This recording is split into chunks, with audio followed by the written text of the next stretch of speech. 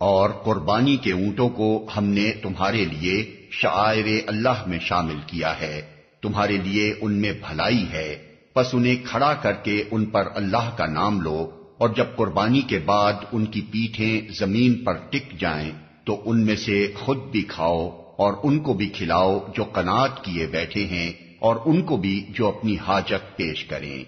ان جانوروں کو ہم نے اس طرح تمہارے لیے مسخر کیا ہے تاکہ تم شکریہ ادا کرو۔ قربانی کے اونٹوں کو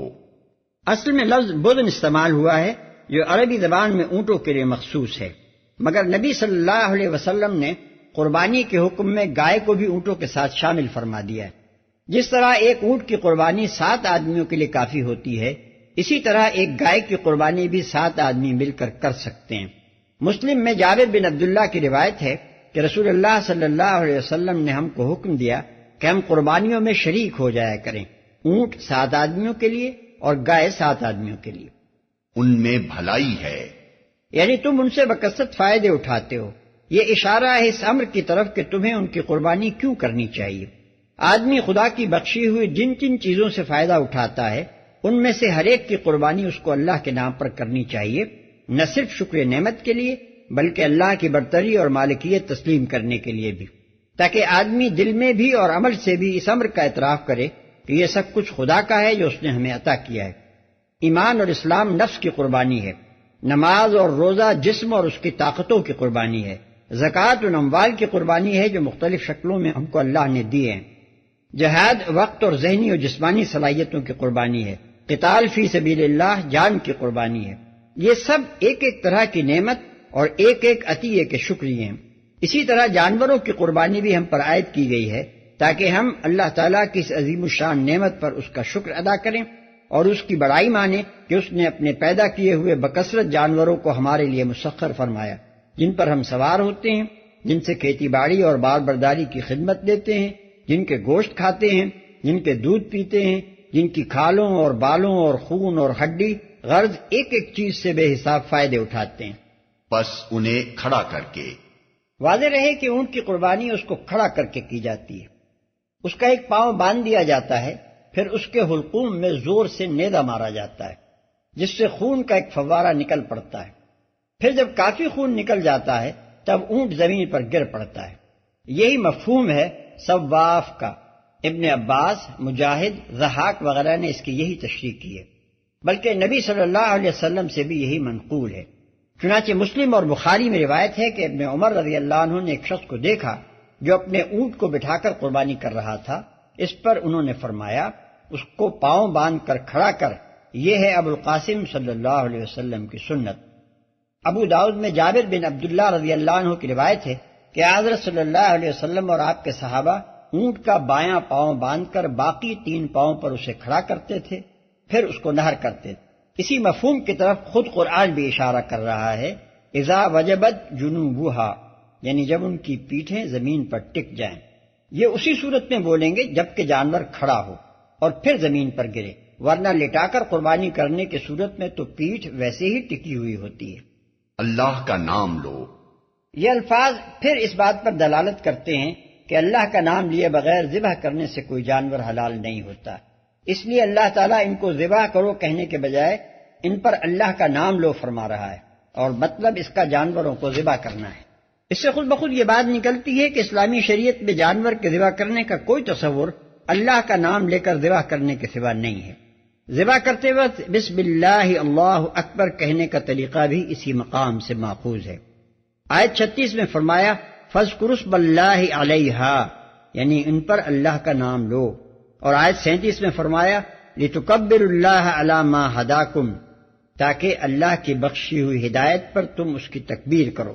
قربانی کرتے وقت اللہ کا نام لینے کی مختلف صورتیں احادیث میں منقول ہیں، مثلا بسم اللہ واللہ اکبر اللہم منک ولک،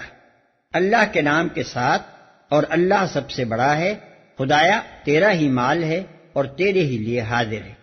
دوسرا اللہ اکبر لا الہ الا اللہ اللہم منک ولک، یعنی اللہ سب سے بڑا ہے، اللہ کے سوا کوئی معبود نہیں، خدایا تیرا ہی مال ہے اور تیرے ہی لیے حاضر ہے۔ 3 انی وجہت وجہی للذی فطر السماوات والارض حنیفا وما انا من المشرکین ان صلاتی ونسکی ومحیای ومماتی للہ رب العالمین لا شریک لہ وبذلک امرت وانا من المسلمین اللہم منک ولک، یعنی میں نے یکسو ہو کر اپنا رخ اس ذات کی طرف کر لیا جس نے زمین اور آسمانوں کو پیدا کیا ہے، اور میں مشرکوں میں سے نہیں ہوں۔ بے شک میری نماز اور قربانی اور میرا مرنا اور جینا سب اللہ رب العالمین کے لیے ہے، اس کا کوئی شریک نہیں، اسی کا مجھے حکم دیا گیا ہے اور میں سر اطاعت جھکا دینے والوں میں سے ہوں۔ خدایا تیرا ہی مال ہے اور تیرے ہی لیے حاضر ہے۔ پیٹھیں زمین پر ٹک جائیں۔ ٹکنے کا مطلب صرف اتنا ہی نہیں ہے کہ وہ زمین پر گر جائیں، بلکہ یہ بھی ہے کہ وہ گر کر ٹھہر جائیں، یعنی تڑپنا بند کر دیں اور جان پوری طرح نکل جائے۔ ابو داؤد، ترمذی اور مسند احمد میں نبی صلی اللہ علیہ وسلم کا یہ ارشاد منقول ہے کہ جانور سے جو گوشت اس حالت میں کاٹا جائے کہ ابھی وہ زندہ ہو وہ مردار، تاکہ تم شکریہ ادا کرو۔ یہاں پھر اشارہ ہے اس مضمون کی طرف کہ قربانی کا حکم کیوں دیا گیا ہے۔ فرمایا اس لیے کہ یہ شکریہ ہے اس عظیم الشان نعمت کا جو اللہ نے مویشی جانوروں کو تمہارے لیے مسخر کر کے تمہیں بخشی ہے۔ نہ ان کے گوشت اللہ کو پہنچتے ہیں نہ خون، مگر اسے تمہارا تقوی پہنچتا ہے۔ اس نے ان کو تمہارے لیے اس طرح مسخر کیا ہے تاکہ اس کی بخشی ہوئی ہدایت پر تم اس کی تکبیر کرو، اور اے نبی بشارت دے دو نیکوکار لوگوں کو، تمہارا تقوی پہنچتا ہے۔ جاہلیت کے زمانے میں اہل عرب جس طرح بتوں کی قربانی کا گوشت بتوں پر لے جا کر چڑھاتے تھے، اسی طرح اللہ کے نام کی قربانی کا گوشت کعبے کے سامنے لا کر رکھتے اور خون اس کی دیواروں پر لتھیڑتے تھے۔ ان کے نزدیک یہ قربانی گویا اس لیے کی جاتی تھی کہ اللہ کے حضور اس کا خون اور گوشت پیش کیا جائے۔ اس جہالت کا پردہ چاک کرتے ہوئے فرمایا کہ اصلی چیز جو اللہ کے حضور پیش ہوتی ہے وہ جانور کا خون اور گوشت نہیں بلکہ تمہارا تقوی ہے۔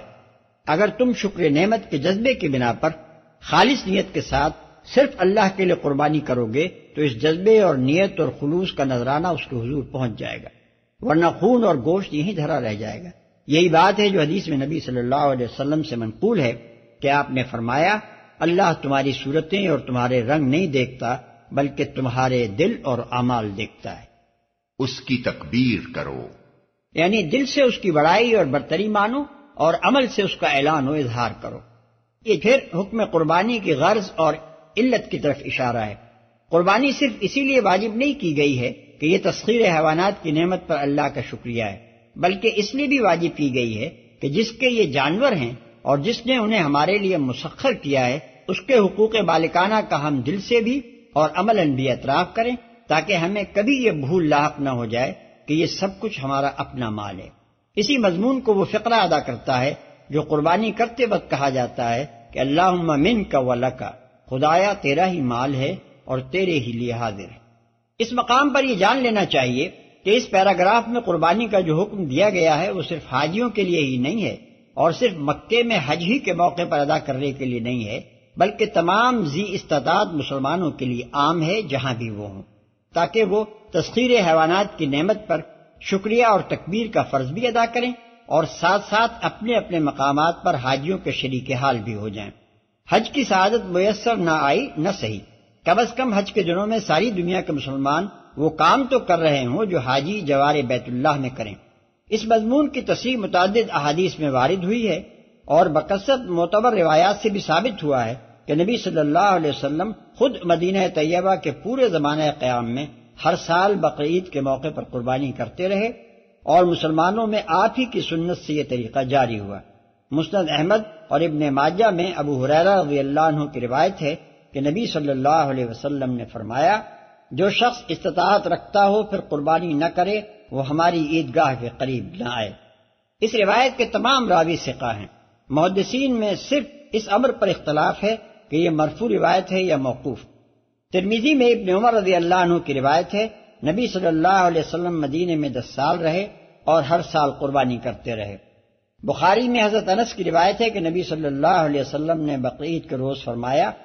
جس نے عید کی نماز سے پہلے ذبح کر لیا اسے دوبارہ قربانی کرنی چاہیے، اور جس نے نماز کے بعد قربانی کی اس کی قربانی پوری ہو گئی اور اس نے مسلمانوں کا طریقہ پا لیا۔ اور یہ معلوم ہے کہ یوم النحر کو مکے میں کوئی نماز ایسی نہیں ہوتی جس سے پہلے قربانی کرنا سنت مسلمین کے خلاف ہو اور بعد کرنا اس کے مطابق، لہذا لا محالہ یہ ارشاد مدینے ہی میں ہوا ہے، نہ کہ حج کے موقع پر مکے میں۔ مسلم میں جابر بن عبداللہ رضی اللہ عنہ کی روایت ہے کہ نبی صلی اللہ علیہ وسلم نے مدینے میں بقرعید کی نماز پڑھائی، اور بعض لوگوں نے یہ سمجھ کر کہ آپ قربانی کر چکے ہیں اپنی اپنی قربانیاں کر لیں۔ اس پر آپ نے حکم دیا کہ مجھ سے پہلے جن لوگوں نے قربانی کر لی ہے وہ پھر اعادہ کریں۔ پس یہ بات شک و شبہ سے بالاتر ہے کہ بقرعید کے روز جو قربانی عام مسلمان دنیا بھر میں کرتے ہیں یہ نبی صلی اللہ علیہ وسلم ہی کی جاری کی ہوئی سنت ہے۔ البتہ اگر اختلاف ہے تو اس امر میں کہ آیا یہ واجب ہے یا صرف سنت۔ ابراہیم نخعی، امام ابو حنیفہ رحمۃ اللہ علیہ، امام مالک رحمۃ اللہ علیہ، امام محمد رحمۃ اللہ علیہ، اور ایک روایت کے مطابق امام ابو یوسف رحمۃ اللہ علیہ بھی اس کو واجب مانتے ہیں، مگر امام شافعی رحمۃ اللہ علیہ اور امام احمد بن حنبل کے نزدیک یہ صرف سنت مسلمین ہے، اور سفیان ثوری بھی اس بات کے قائل ہیں کہ اگر کوئی نہ کرے تو مذائقہ نہیں۔ تاہم علماء امت میں سے کوئی بھی اس بات کا قائل نہیں ہے کہ اگر تمام مسلمان متفق ہو کر اسے چھوڑ دیں تب بھی کوئی مذائقہ نہیں۔ یہ نئی اپج صرف ہمارے زمانے کے بعض لوگوں کو سوجی ہے جن کے لیے ان کا نفس ہی قرآن بھی ہے اور سنت بھی۔